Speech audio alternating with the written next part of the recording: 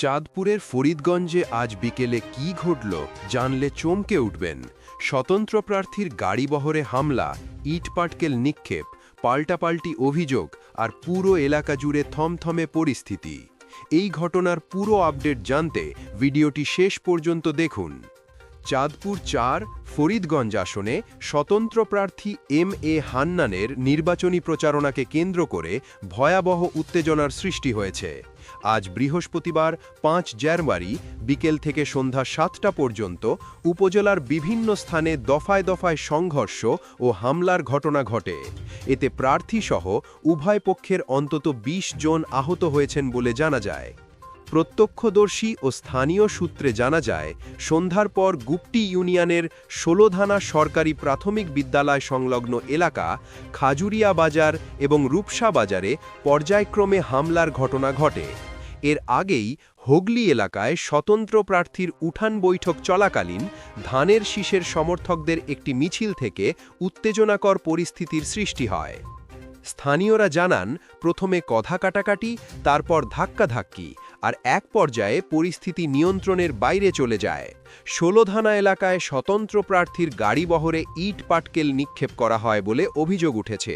এতে এলাকা জুড়ে আতঙ্ক ছড়িয়ে পড়ে। স্বতন্ত্র প্রার্থী এম.এ. হান্নান অভিযোগ করে বলেন, ধানের শীষের সমর্থকরা পরিকল্পিতভাবে বারবার তাদের উস্কানি দিচ্ছে। তার দাবি, হামলায় তাদের অন্তত ১০ জন নেতাকর্মী আহত হয়েছেন বলে জানা যায়। তবে বিএনপির মনোনীত প্রার্থী হারুনুর রশিদ এই অভিযোগ পুরোপুরি অস্বীকার করেছেন। তিনি বলেন, এম.এ. হান্নানের উপস্থিতিতেই তার নেতাকর্মীদের ওপর হামলা চালানো হয়েছে এবং এর ভিডিও ফুটেজও রয়েছে। তার দাবি, তাদের পক্ষেরও অন্তত ১০ জন নেতাকর্মী আহত হয়েছেন। পরিস্থিতি নিয়ন্ত্রণে আনতে এলাকায় মোতায়েন করা হয়েছে সেনাবাহিনী, পুলিশ ও বর্ডার গার্ড বাংলাদেশ বিজিবি। উপজেলা সহকারী রিটার্নিং কর্মকর্তা সেটু কুমার বড়ুয়া জানান, নির্বাচনী এলাকায় শান্তি শৃঙ্খলা বজায় রাখতে যৌথ বাহিনী কাজ করছে। যে কোনো পক্ষ লিখিত অভিযোগ দিলে তদন্ত করে আইনগত ব্যবস্থা নেওয়া হবে।